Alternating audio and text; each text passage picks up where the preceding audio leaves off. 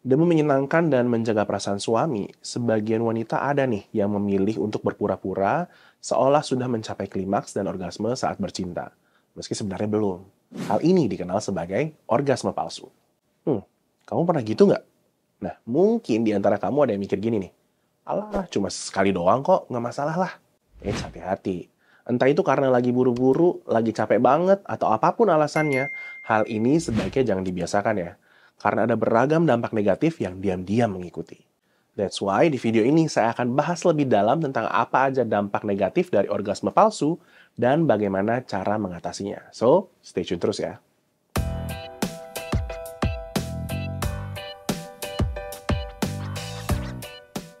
Halo, saya Dr. Abi dari Halo Dokter. Nggak bisa dipungkiri kalau memang ada beragam hal yang bisa mendorong wanita untuk memilih melakukan orgasme palsu. Contohnya, selain dari buat menyenangkan pasangan, orgasme palsu juga sering dilakukan untuk menjaga perasaan, bahkan meningkatkan kepercayaan diri pasangannya. Nah, sebagian istri juga mungkin merasa khawatir nih bahwa takut akan suaminya bakalan berpikir, wah dirinya jangan-jangan nggak menikmati hubungan intim bersamanya lagi. Akibatnya, pikiran-pikiran negatif lainnya pun bisa ikutan muncul. Misalnya, aduh kalau aku nggak orgasme, lama-lama suami bakal nyari kepuasan seksual dengan wanita lain nih. Nah, hal-hal kayak gini nih, yang seringkali mendorong para wanita untuk melakukan orgasme palsu.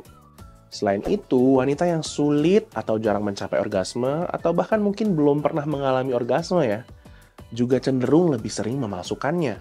Salah satunya karena takut dianggap menderita gangguan atau disfungsi seksual. Sebenarnya semua alasan-alasan tersebut valid dan dapat dimengerti ya, tapi tetap aja pada faktanya mau didasari atas alasan apapun, melakukan orgasme palsu tetap tidak dianjurkan. Memang mungkin hal ini nggak selalu memberikan dampak secara langsung, tapi ingat bukan berarti nggak ada resikonya, apalagi kalau sampai jadi kebiasaan nih. Karena sadar atau enggak, orgasme palsu bisa memberi dampak buruk pada kualitas seksual dan hubungan kamu bersama pasangan. Salah satu yang paling sering dan cukup berdampak adalah kalau orgasme palsu udah menjadi kebiasaan, maka orgasme yang sesungguhnya bakal cenderung jadi lebih sulit untuk tercapai. Apalagi kamu juga harus tahu nih bahwa hubungan seks itu bukan hanya tentang hubungan fisik doang, tapi juga hubungan emosional yang menyangkut rasa kepercayaan satu dengan yang lain. Misalnya nih, kalau suatu saat pasangan kamu tahu kalau ternyata dia selama ini terus-menerus kamu bohongi, ya wajar aja kalau dia bisa merasa kecewa ya, dan ujung-ujungnya keharmonisan rumah tangga yang jadi taruhannya.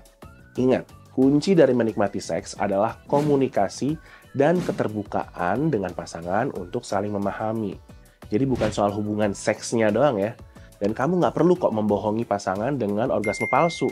Justru, bimbinglah pasangan untuk membantu kamu mencapai orgasme yang sebenarnya.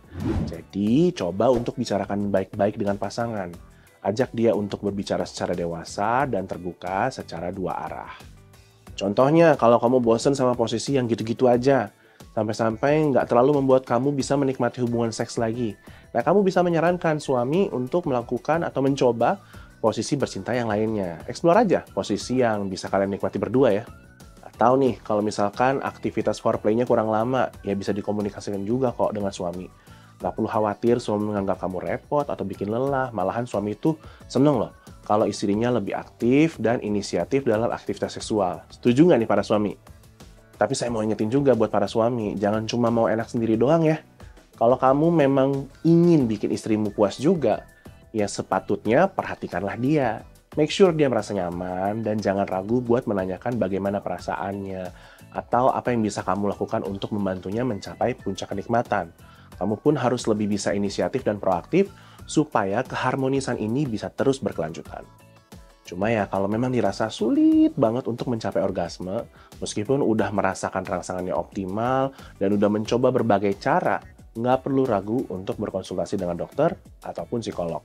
Kamu bisa nih memanfaatkan dulu layanan konsultasi online untuk chat bersama dokter di aplikasi Halo Dokter. Di aplikasi ini, kamu bisa konsultasi sepuasnya soal keluhan kesehatan yang kamu miliki, termasuk soal kehidupan seksual. Dan nggak perlu cemas karena kerahasiaan chat kamu terjaga dengan baik kok. Jadi cuma kamu sama dokternya aja yang bisa baca chatnya. Nantinya kalau dokter merasa kondisi kamu cukup serius atau perlu pemeriksaan secara langsung maupun pemeriksaan lebih lanjut, kamu bisa nih langsung buat janji konsultasi di aplikasi Halo Dokter juga. Jadi lebih praktis karena nggak perlu capek-capek antri di rumah sakit untuk daftar doang. Nah, buat nyobain layanan ini, kamu bisa download aplikasi Halo Dokter di Google Play ataupun App Store setelah video ini selesai. Oke, sekarang sebelum saya akhir video ini, ada beberapa pesan yang ingin saya sampaikan. Pertama, jangan ragu untuk bersikap terbuka sama pasangan. Kasarnya nih, pakaian aja udah terbuka, masa pikiran enggak sih? Yang kedua, nggak semua hubungan intim harus berakhir dengan orgasme. Jadi nggak apa-apa kok kalau memang sesekali nggak berakhir dengan klimaks. Yang penting masing-masing merasa sama-sama nyaman dan tidak ada yang dipaksakan. Tapi ya jangan ditutup-tutupi, terutama kalau hal itu terjadi karena ada suatu masalah yang mendasari. Yang ketiga, jangan hanya fokus pada bagaimana mencapai klimaks atau orgasme. Lebih baik nikmatilah hubungan itu seintim mungkin dan nggak perlu ragu untuk saling mengeksplorasi titik, posisi, gaya, maupun fantasi yang bisa membantu kalian mencapai kenikmatan bersama. Oke deh, segitu dulu informasi dari saya kali ini. Semoga bermanfaat ya. Kalau kamu punya saran mengenai topik kesehatan yang menarik lainnya, langsung aja tuliskan di kolom komentar di bawah ini. Jangan lupa untuk berikan dukungan kamu lewat tombol like, dan subscribe juga dong, supaya kamu selalu up to date sama beragam informasi kesehatan dari channel Halo Dokter. Oke? Semoga suasana selalu hangat bersama pasangan dan hidup sehat bersama Halo Dokter.